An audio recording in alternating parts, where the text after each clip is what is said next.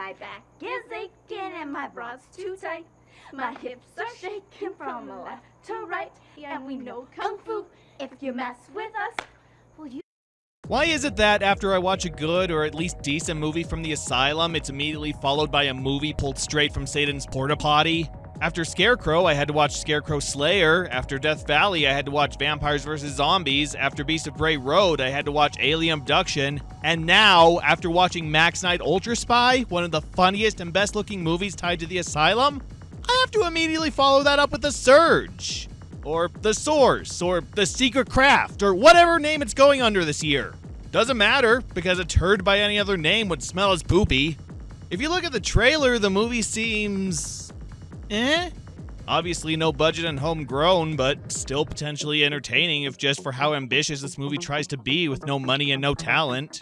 And it's from the same duo who brought us Social Intercourse, so it couldn't be that bad, right? This is easily one of the worst movies I've seen from this studio. Heck, in some aspects, it might be the worst. If Max Knight was bad in all the best ways, this is a movie bad in all the worst ways. It's not funny, it's not overdone, it's not self-aware, and it's an absolute chore to get through. This is again an instance where I could just say, it's bad, it's bad, it's bad, it's bad, over and over again and get the point across. But I try to give you some professionalism, so let's start the show and learn why Superman turning evil and destroying the planet would be justified if it meant eradicating this movie from existence. Reese, a stereotypical goth kid who makes the Misfits look like the Beach Boys, is a new student at Asshole High. I'm sure that's not the school's name, but it's the only fitting descriptor, as everyone is dedicated to making his life a living hell. Eventually, Reese makes friends with Zach, Ashley, and Phoebe, three more stereotypes that are the only other characters not formed from the foulest matter deposited in the Dark One's lavatory. Arguably, but we'll get to that. After school, the loser gang hangs out in a section of forest, where Zach conducts experiments with the exceptionally strong magnetic forces that seem to create a power field around their area. One day, Reese stumbles across a cluster of glowing rocks that seem to be the source of the area's energy. Zach tinkers with them, creating a magical field that grants each of them superpowers. Zach gains the ability to read minds, Ashley the ability to control minds, Phoebe the ability to move and punch things with her mind, and Reese, because of a split in his personality that occurred after a tragic event in his life, can heal or hurt anyone in sight, including himself. Armed with their new abilities, they defend themselves against anyone at school who even looks at them funny. But power corrupts, and when they push things a little too far, a monster is born. Can they fight back against what they've created without becoming monsters themselves? Is this an alternate reality where Heroes was developed for the CW? In continuing our theme of scripts that would work as a 45-minute episode, but not a 90-minute movie, which apparently is a thing now, if Alien Abduction was an overlong Outer Limits episode and Wildflower was a mediocre The Young and the Restless plot, then The Surge would be a stretched-out episode of... Buffy the Vampire Slayer? I guess that's the closest comparison I can make, unless there's another superhero teen drama show that takes place around a school I can't think of. And yeah, if this was an episode of Buffy with the writing, cast, and production standards of that show, it might have been a fairly decent episode. But instead, they made it a movie, so we have to judge it as a movie. But hey, a movie about students suddenly developing superpowers and having to decide how to use them sounds like an interesting premise, and maybe it would have worked if they made it as a movie. Instead, it's maybe 30-40 minutes of plot stretched to feature length, with characters the audience has no connection with and the movie has no intention of making interesting, made worse by its super low budget and clearly unskilled cast and crew. Now look, I don't believe budget is everything. I'm perfectly happy with watching a low to no budget movie as I am the latest big screen explosion fest. Just see my reviews for Belly Fruit and Social Intercourse for proof. But whether your budget is $100 million or just $1, I still expect competence, some kind of effort, know-how, and especially love to go into the making of your movie. Especially if you're trying to make an original story with original characters. And I'm sorry to say, I saw none of that when watching this flick. I guess we should start with the most glaring problem, which should have been one of the most basic of elements for them to get right: the structure. Once again, we're dealing with less of a movie and more a collection of scenes. Just stuff happening in the barest of A to B storytelling. There's literally no connective tissue between each scene. I don't mean that it becomes a different movie, we're still dealing with the same characters and setting throughout, but nothing feels chronological, or that actions from earlier carry over to any following scenes. It's hard to put into words what I mean, but there is no flow to anything. I know I've made similar complaints to other movies featured here, but out of everything I've slapped the descriptor with, this is the absolute worst offender. Scarecrow was also made up of scenes with little connection, but they were still scenes that built to a goal to get Lester to turn into the Scarecrow, take revenge on those that picked on them, and get the characters to this one place by the end for the big showdown. There was setup and eventual payoff. Social intercourse had little structure, but it was set during a chaotic party, which still had a progression from start to finish, causation to resolution. Hell, as bad as Vampires vs. Zombies or Alien Abduction was, I could at least identify somewhat of a linear structure. These people getting from A to B, having to deal with consequences from actions they took earlier. I never got that impression with this movie. Scenes just happened because they felt like doing them that day. Now we're at school, now we're in the woods, now they're having this altercation, now they're talking with this person, we're here, we're there, we're in another place, and they're doing things. Scene, scene, scene, action, action, action, that's all it is! It's like if my reviews went like this. The Surge is a 2002 movie. The camera is janky. He has a stupid smile. I like M&Ms. This is the worst superhero movie. She's from that Burt Reynolds show. You wanna hear a joke? This school is more evil. His mom's eyes are open in this shot. Squirrel! You see? I'm making points and jokes, but without context or setup, so nothing I'm saying builds on the previous statement, and you probably forgot what I just said. That's what watching this movie feels like. There is absolutely no sense of momentum or weight. They go to the forest and find their powers not because of anything that happened at school, but because they just wanted to go to the woods and they just so happened to find them. One of them becomes a villain, not because of the bullying or other hardships experienced, but just because they want to be the villain now. Someone picks on them, that ends. They pick on someone, that ends. They don't talk about other characters unless they're about to have a scene with said characters. Otherwise, they just don't exist. Like they were sucked into the void from Gumball until they're needed on set. And there's no build-up. Dilemmas are created and solved in the same scene. Oh, this guy had his laptop confiscated? They go to the principal's office and grab it. We have the principal calling the police to search their lockers. Ashley uses her powers on the cop so he doesn't see anything. Scene over, never brought up again, the principal never retorts, and the stuff disappears from existence. Nothing ever impacts the main cast, or even arguably the people around them. They remain the exact same until they suddenly have to change because the script says so. This is the worst plot progression I've seen in a movie since freaking Biodome. Yes, I went that far, and even then, I may still be too kind. And just to hammer it home how disconnected everything is, the end of nearly every scene, like a good 90% of all scenes at least, are punctuated by a flash and screech sound. Like the editor is literally slicing into the footage with a white-hot knife, and it's crying out in pain. Every time it happens, it feels like an electric whip to my brain. Ow! Ow! Ow! Ow! But even with how this movie feels like a bunch of 2-minute Adobe After Effects practice videos stitched together, I might be fine with that if there was any variety. If we saw different areas of the school, got some character development and interaction between our leads, had scenes just so out there they're hilariously awesome. Or even if we just followed another character around for a bit, see what they're up to and what our main cast would have to prepare for. No, no, no, and no. This movie is all action, sectioned off into 3 parts. The bullies pick on our leads pick on the bullies, and the showdown. And that's it. Sometimes we'll get a quick flash of our leads playing with their powers in the forest, and sometimes we'll see Zach's scientist friend, who appears twice in this movie to state the obvious. Seriously, why is he even here? But for a good chunk of the movie, almost to the last few minutes, it's just scene after scene of the leads bullying or being bullied. And that's another trait this movie shares with Scarecrow. I'm almost convinced this is the same school Lester attended, because literally every student and teacher is a demon from the nth circle of hell itself.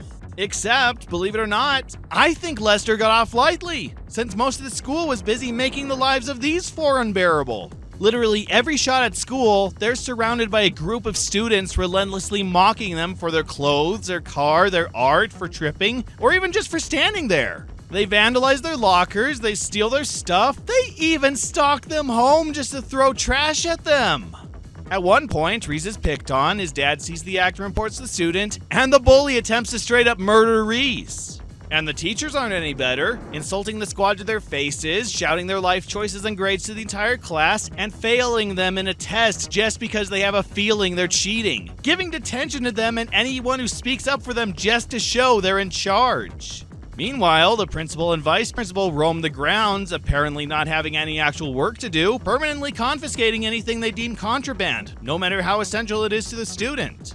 All thanks to this snitch named Lane who rats on anyone and everyone. And like I said, when they get their stuff back from the principal's office, the principal calls the police and demands they do a thorough search of their lockers, metaphorically wielding a sledgehammer on a hunch. Oh my guy, even the bullies from It would be saying, geez, don't you have anything better to do? I would laugh at just how over-the-top evil everyone is here, but this is it. The one joke of the movie is that everyone's a sadist, and it's played over and over. At first I was kind of enjoying it, kind of seeing where this was going and wondering when the slasher killer would show up to kill everyone. But after the 50th monkey in the middle and remark about Reese's hair, it overstays its welcome and just becomes uncomfortable. Again, in Scarecrow, the bullies served as the meat train, the kill fodder for the slasher to check off his list, and there were just enough for us to recognize as he killed or tormented every single one. Here, everyone is an unlikable sack of crap, and that's all we get. No variation, no change of scenery, and there are too many characters to hate, with no chance of a satisfying resolution. Anything apart from the school exploding with everyone inside would be a disappointment. And surprise, surprise, that's not what we get. We're just stuck with these unbelievably cruel and uninteresting characters for the entire movie. And don't think that doesn't apply to our leads. As soon as they get their powers, it's just one long march of revenge on the school, as they turn the tables on anyone and everyone there. Yeah, you know how other movies preach that power corrupts and that bullying the bullies just makes you a bully? Revenge all the way, baby! They were mean to us, so we're justified in kicking their asses. And again, this is it for the next billion scenes. Our leads just bullying the bullies, tripping them, punching them, making them do embarrassing stunts, and straight up molesting them. And if that's not enough, they abuse their powers to cheat in class, or even straight up mind control the teachers to give them A's. Ashley even forces the vice principal to lie to the principal that she never deserved attention, and that the countless hours she owes should go to someone else. Now I know what you're thinking. Oh, this is just a typical part of any movie involving superpowers. They don't know what to do with them, so they do whatever they want until they learn their actions have consequences. Then they learn that with great power comes great microwave burritos, yada yada yada. They never have to atone for their actions. Yeah, they do all this crap and more, and at no point do they realize, wow, we're jerks. The only reason they stop is because one of them pushes things too far and becomes straight up evil. So they have to fight because their revenge is being stolen. I'm sorry, I have no investment in these awful, one-note, terrible, pretentious, ends-justify-the-means characters. We know practically nothing about them other than they're ridiculed by everyone around them, which, by the way they look and act, they're kind of asking for it. So when they're the ones holding the cards, I don't feel like it's justified. I just feel like we're watching the first 40 minutes all over again, just with the roles reversed. For another 40 freaking minutes! Now don't get me wrong, I love jerks in media. Basil Fawlty, Riddick, Peter Venkman, Blackadder, Rick Sanchez, Suicide Squad, classic Disney villains, completely unrepentant asses who we're not supposed to like, but who are so wrapped up in themselves they're impossible not to enjoy. But the thing about that? We like them ironically, and they're surrounded by a cast of other characters in a well-crafted setting with people and a world around them to react to, and vice versa. And every so often, we may get a glimpse of humanity that shows that there's more to them than chaos and destruction. Here, everyone on school grounds is a bully, and we're stuck on school grounds for nearly the entire movie. I don't want to see anyone get revenge on others or get put in their place. I want them all dead. They're irredeemably awful and annoyingly bland. And that's all we see. Now, if that was the point, if they all became consumed by power and became straight-up villains that killed each other off, or even if the movie ended with them remaining villains who have destroyed or subjugated the entire school and are anxious to move on, that might have made this an entertaining watch. But no! The movie expects us to like these characters. We're supposed to sympathize with them, relate to their hardships, and understand why they're doing what they're doing. But we're either not given any reason, or the reason does not equal what they do. Reese is given a backstory where his mother committed suicide, his dad initially blamed him, and that's why he's a goth who constantly fights with his dad, who's trying to apologize and just ignore the past. We're supposed to want this guy to change, to let go of his pain and stop pushing away. That pain doesn't cure pain and he needs to trust others again. But I'm sorry, when their actions involve straight up murdering the principal, there goes any empathy I have for any of them. And thus we've arrived at the last third, the showdown with the one who went too far. Yeah, I know, don't give away the twist, but if they didn't care, why should I? Now, Reese is arguably the main character. He's the first one we see, his is the only parent in house we see, he seems to be the most bullied, a tragic event occurred that scarred him for life and turned him into what he is, and his powers represent duality, how he wants to heal, but he also wants to hurt. So, with that established backstory, you can clearly tell that the main point of conflict and the one who tries and fails to keep their powers under control, leading to a battle at the end for dominance, would come from Ashley. Yeah, Ashley. You know, Zach's sister, whose power is mind control and whose introduction consists of her suddenly popping into existence. Yeah, she's the villain now. Right the hell out of nowhere. I think they try to clue us in that she's going to turn out evil since she has this bad girl demeanor and a disrespect for authority. But for most of the movie, she does nothing worse than the other three, so like everything else in this movie, there is no setup. She just uses her powers to push back, then suddenly with 20 minutes left, she's evil, brainwashing the school into following her and trying to kill the other three to get them out of the way. Heck, I think the movie itself realizes she has no motivation, since it tries to retcon itself right at the end. Suddenly, the leads bring up that they have to continually go back to their hangout to recharge their powers, which was never brought up before, and it's revealed that Ashley stole a rock from the recharge spot and it's corrupting her, which is the actual reason she's gone mad with power. We never see her do that, and there's no indication anything's missing, but that's the plot now, I guess. And Reese, the moody, suicidal Marilyn Manson groupie, is suddenly the hero. And that leads to a fight on the roof of the school, where Ashley nearly kills Phoebe and Zach. We get some dark cloud effects for no reason that makes the ones in Scarecrow Slayer look professional. And Reese overcomes his fear and loathing in a trippy hallucination sequence. That may be the only good part of the movie. So he makes himself deaf, which somehow also cancels the previous command she gave him, takes the stone, a bolt of lightning shoots out of nowhere and fries Ashley's brain, he heals everyone, he and Phoebe start making out, because I guess they were a thing, and absolutely nothing has any lasting consequence. Yeah, the dead and dying students, the people forced against their will to murder and make out, the irrefutable proof that the four had been manipulating and abusing everyone for their own pleasure? All forgotten. You'd think the second everyone regained consciousness, there'd be a witch burning, but in this town of unstable, sadistic, one-dimensional pricks who wouldn't hesitate to beat your face in for no reason at all, they were just fooling around. Boys will be boys, and all that bullshit. Just end with the rocks having disappeared. Except for this one that this guy who's somehow still under Ashley's control gives her, and roll credits. And thus you have one of the slowest, nonsensical, most headache-inducing plots ever experienced. And the running time for this truckload of nothing? 1:40, the longest movie length we've had yet.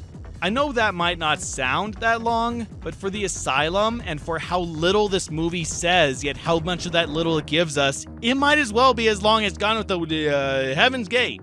Except, comparatively speaking, that's a much better movie. This makes every overlong movie look like the best movie ever made, because none of those movies are The Surge. Oh my god, can you believe that was all just me burping about the plot? At the point I normally start wrapping up, I haven't even touched on the technical side of this movie.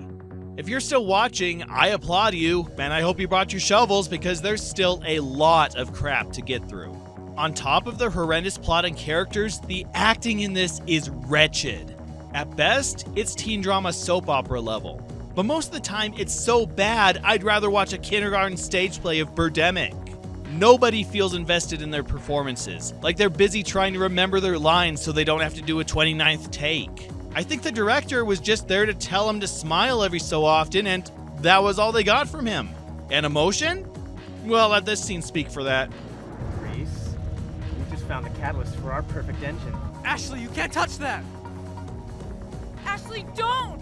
Everyone feels so lost, like they wandered on set, were confused for actors in the movie, and are just doing what they're told to do, not knowing where they are or what they're saying. The Rodney Dangerfield dog focuses more on his surroundings.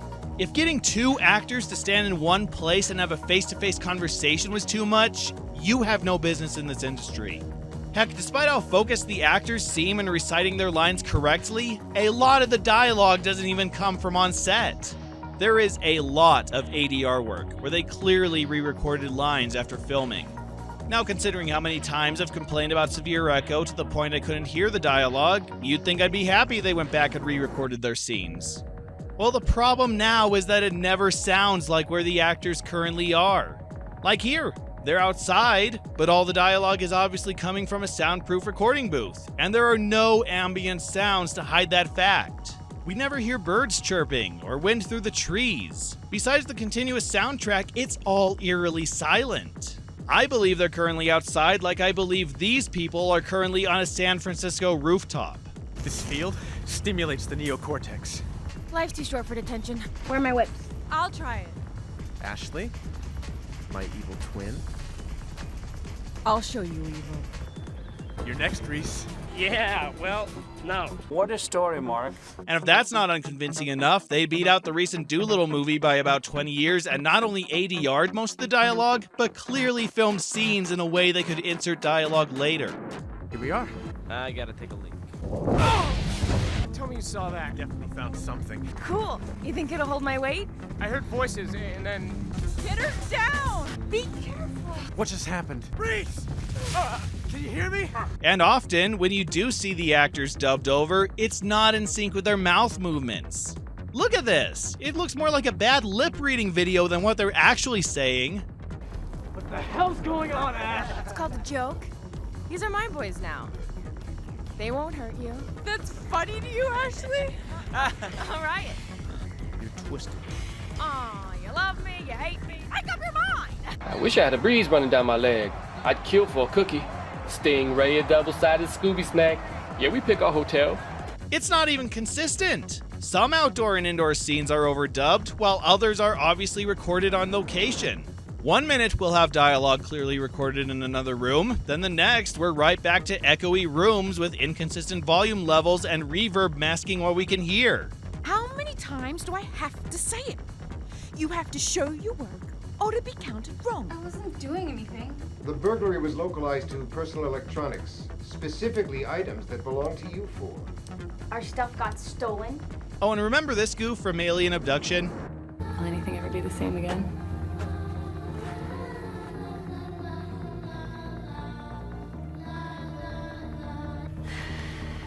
Yeah, check this out. Oh God, Reese.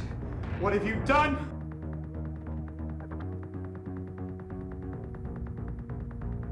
Again! We actually found another movie where they forgot to include the dialogue.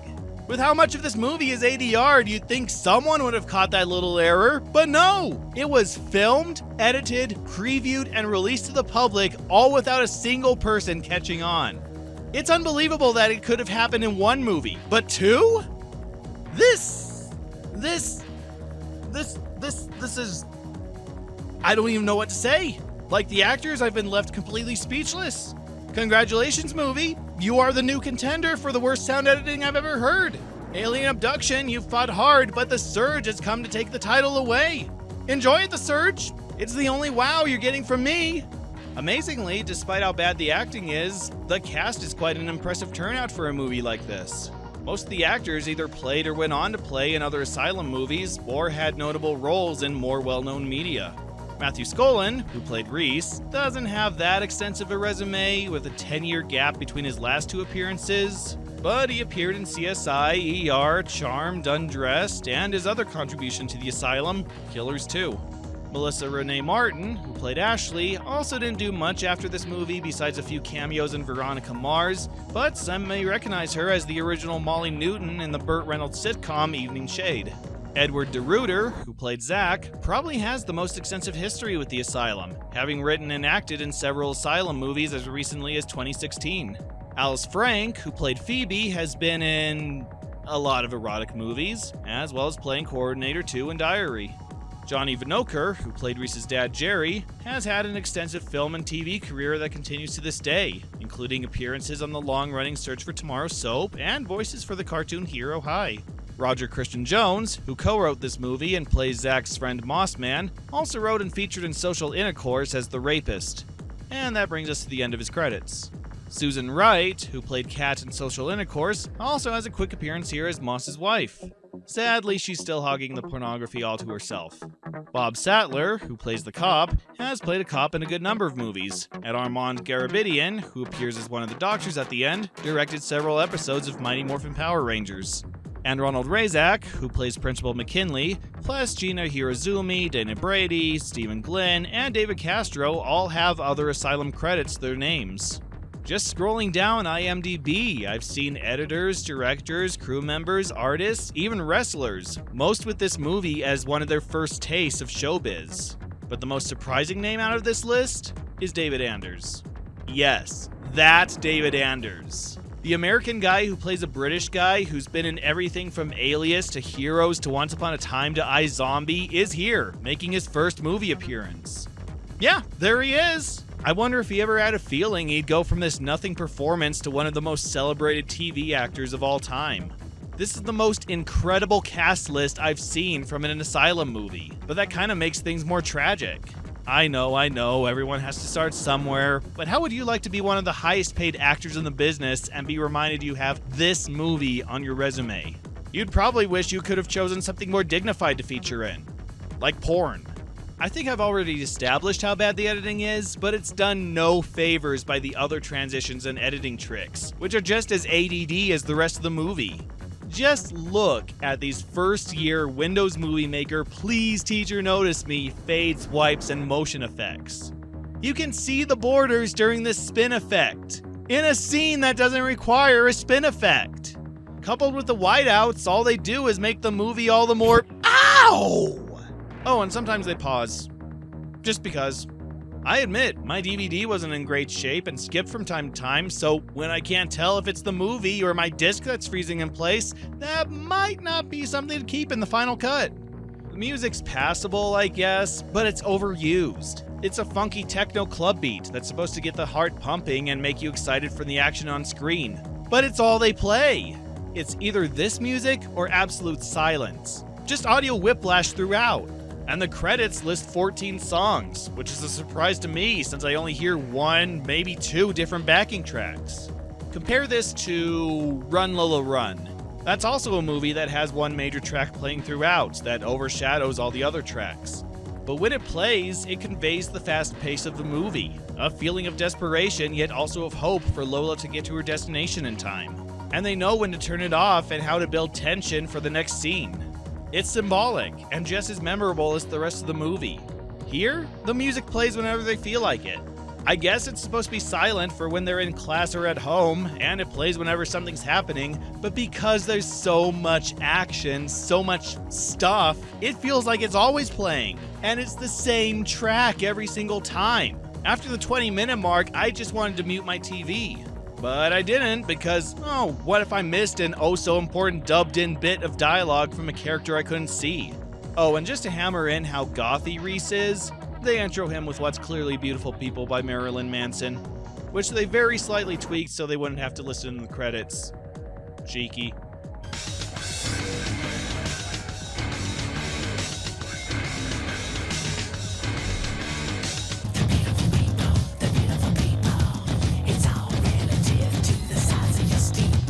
The effects are bad and mostly stock, but they're at least something I expect from this level of movie. They look like somebody just applied a few filters to objects in After Effects, put some low opacity circles over their eyes for powers, and call it a day. Which, for a no-budget movie like this, I would be surprised if we got anything more. Throw in some stock footage and some lightning effects, and you get something anyone could make in an afternoon for their intro to film final project. Which, if this was the movie's only embarrassment, I'd be perfectly fine with. Though I personally would have drawn the line at the dark cloud green screening. I mean, seriously, what was the point there? And that brings us to the end, and the traditional worst element of the movie. Yeah, the story, the structure, the acting, the sound editing, and the effects work weren't anywhere near the most unbearable part of sitting through this thing. You've probably noticed it already from watching these clips, but in case you haven't, allow me to spell out the absolute worst part of this movie: the camera work. Oh, God! I have to apologize to every single movie I've ever given crap to for their camera, because there is no comparison for how badly handled the handling here is. When the movie first starts, it's fine. We get some still shots, some competent fades, and even a decent pan across or two. Even when it switches to a handheld, it's not awful. It's jumpy and doesn't always know where to focus, but it's still forgivable for this level of filmmaking. But then in the middle of the film, it's like they fired the original camera guy and replaced him with an 8-year-old kid. Suddenly, all we get are shots too close for the actors, many of them at leg level looking up or from the waist up, like they got a stool for the kid to stand on. And sometimes they even get him a stepladder, so we can have some really awkward overhead shots that looks like a basketball player's about to pee on them. And that's not to mention all the Dutch angles, like they were taught cinematography by Battlefield Earth. It's never consistent. It's almost never still. Sometimes the camera can't even track the actors correctly and can't decide who to focus on in a scene, so it just jerks everywhere and all we get is one big blur. And even when it is still, it's never still. Always swaying left and right, like the camera guy got bored and started rocking his head side to side, forgetting they were still filming. It's like watching a movie from one of those pirate ship rides, except riding one of those wouldn't make me feel as sick as trying to watch this did.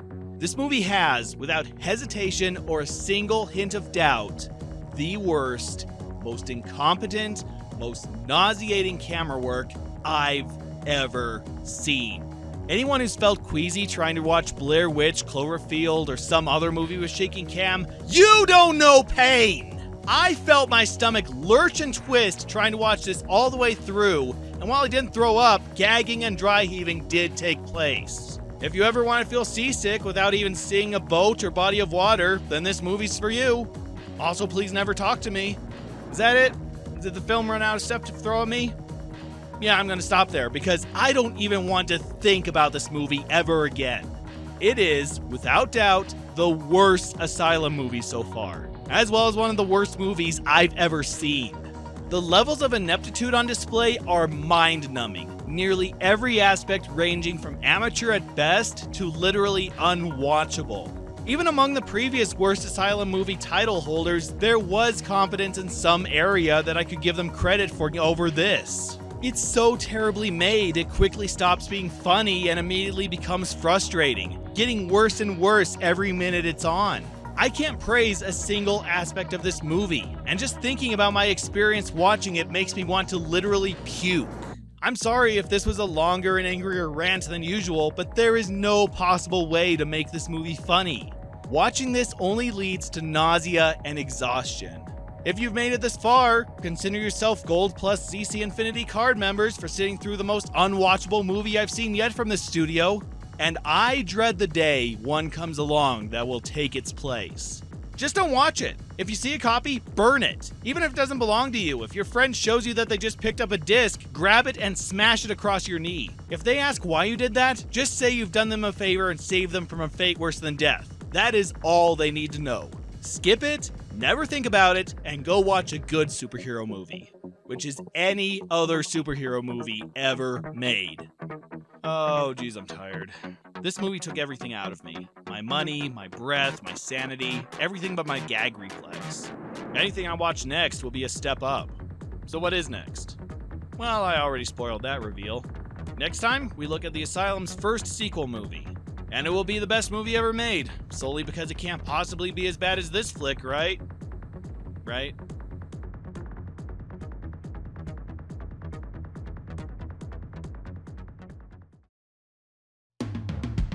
Hey there everyone, thank you for watching this video. If you enjoyed it, please consider supporting me on Patreon and help me create even more content like this. It's only $1 to get early access to my videos, and only $5 gets you a credit at the end of each of those videos, with higher tiers offering these and even more perks. And as you help me reach certain goals, I have super special content lined up for all of you. Head on over and check out my Patreon today, and I'll see you next time.